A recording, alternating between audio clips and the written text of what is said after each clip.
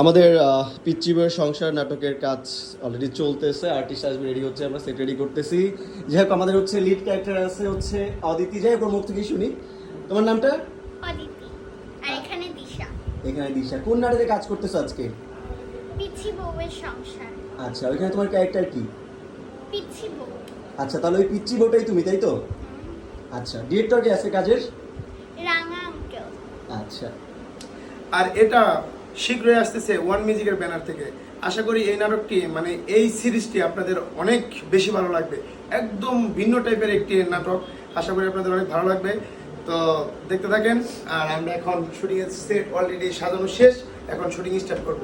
আচ্ছা ভাই, কিন্তু কথা হচ্ছে এই পিচ্চি যে মেয়েটা, এই পিচ্চি বউয়ের সাথে হাজবেন্ডের ক্যারেক্টার কে করতেছে? আমাদের জনপ্রিয় হিরো সৈকত আহমেদ। আচ্ছা, সৈকত আহমেদ। যাই হোক গাইস, একদম বলতে গেলে সৈকতের লাইফে এই টাইপের